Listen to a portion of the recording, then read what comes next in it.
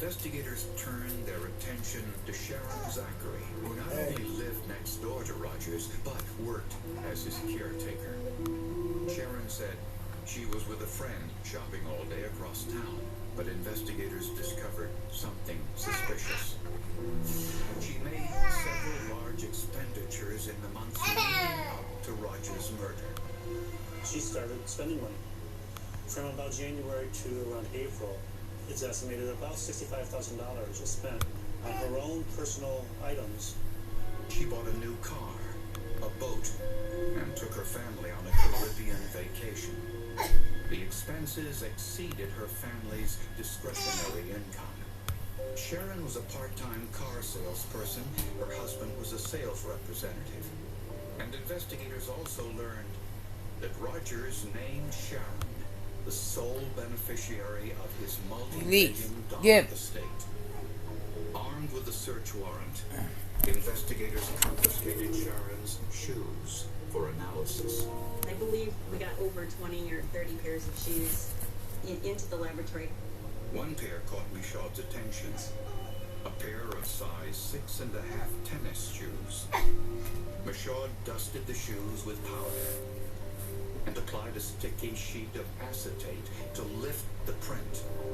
All shoe impressions are distinctive. When a shoe is made and it comes out of the factory, it's exactly like every other shoe made in that particular mold.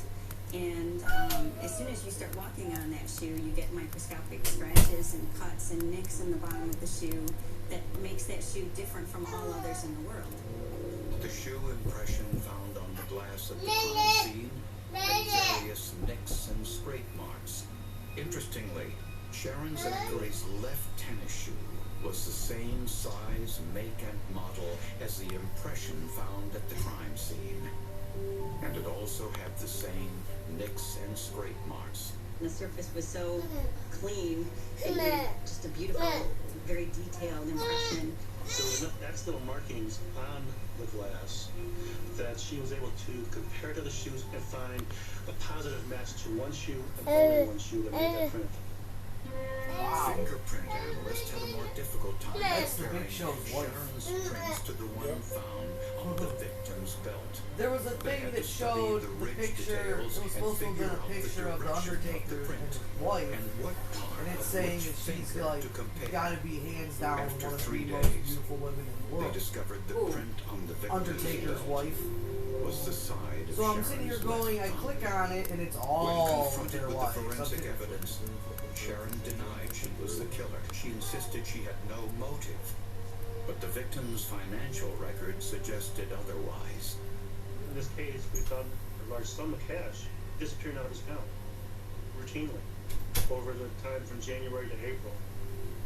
That money went right into Sharon Zachary's account. Sharon convinced him to give her a power of attorney, and Sharon convinced him to give her a checkbook.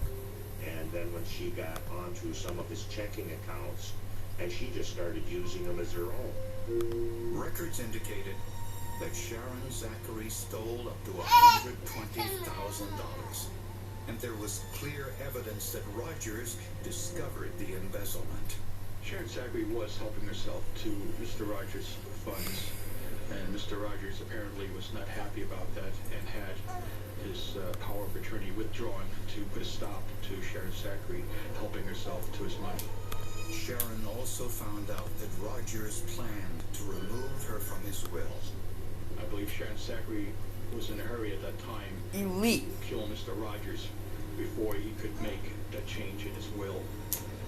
I believe Elite. Greece definitely would No. Sharon Zachary. And DNA test results of the blood found on the metal pipe revealed the blood was Robert Rogers.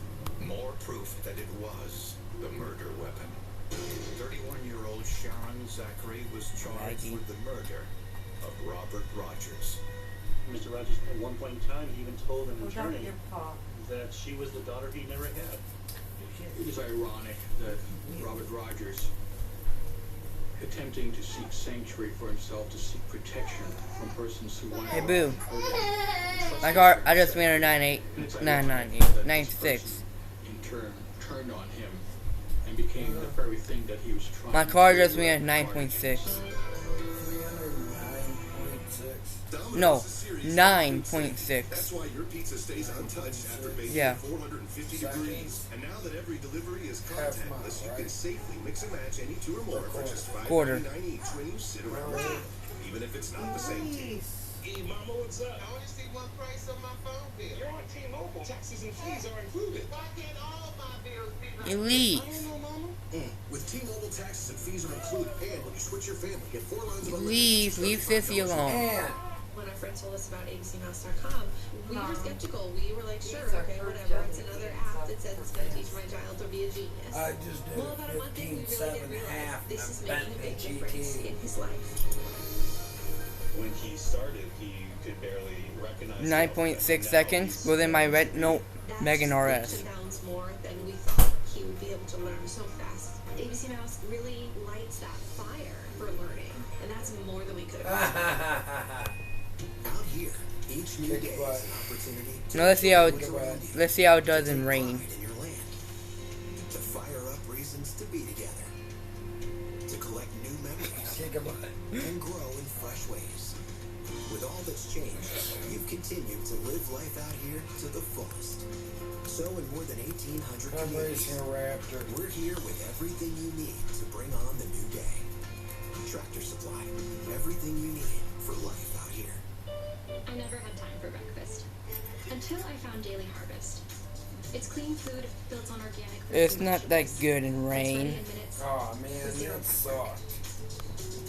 Get started today. What? I even ran out third gear. You wouldn't accept an incomplete job I from just anyone ran a else. 15.7 Why accept it from your allergy again. pills? Flonase Sensimist.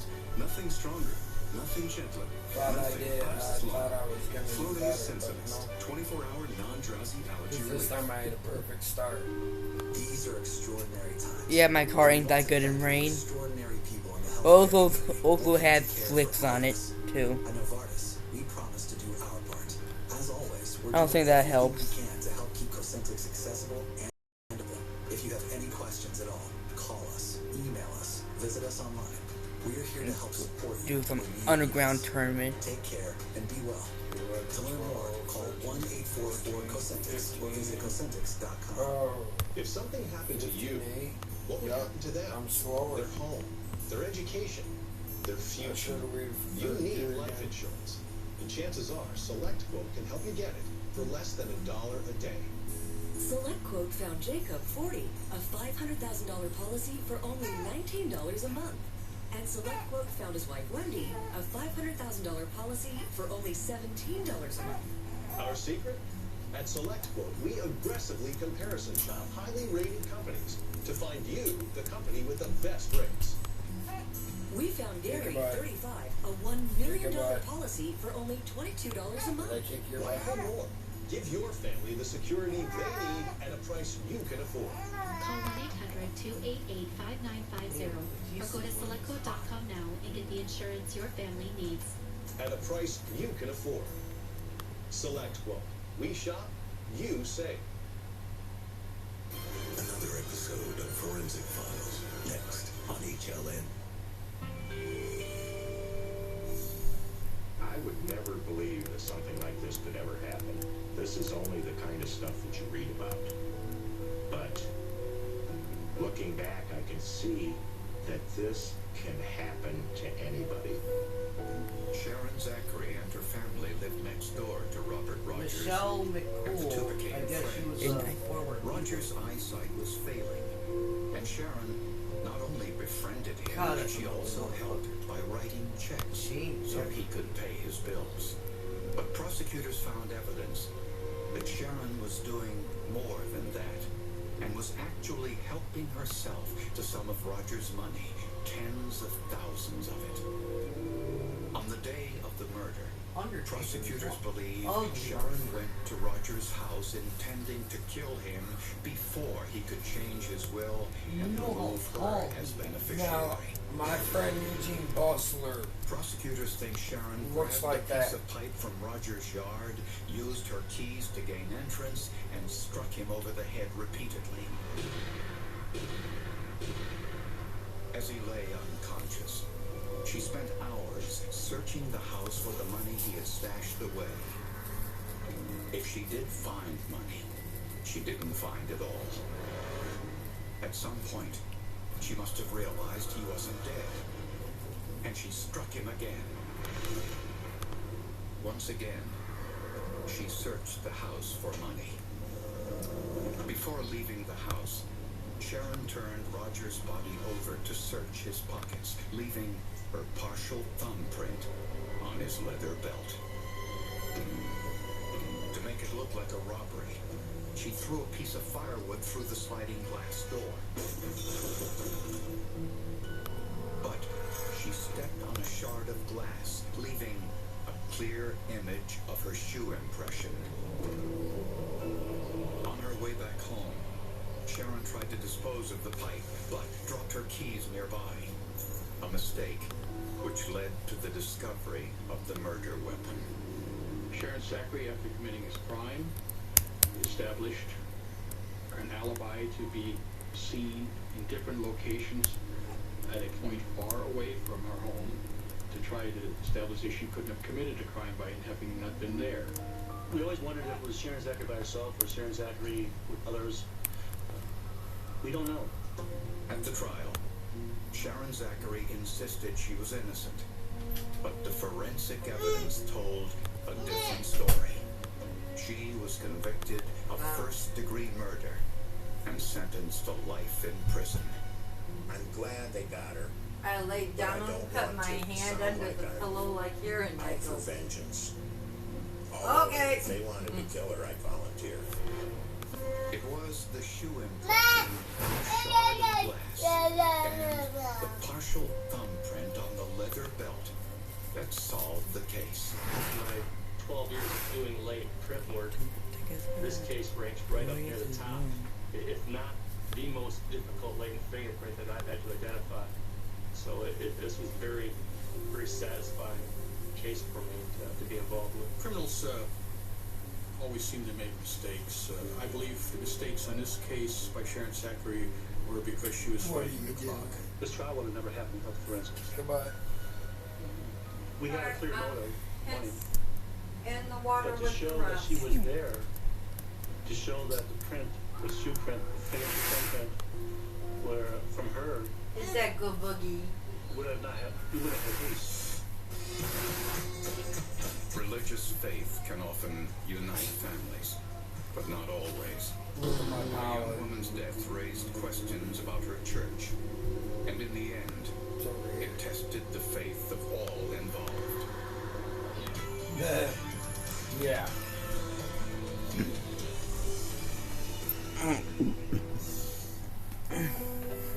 24-year-old Natalie Vasquez worked as a dental assistant in Longmont, Colorado. And Natalie was a very active member of the Apostolic Church, a denomination with very strict rules for women.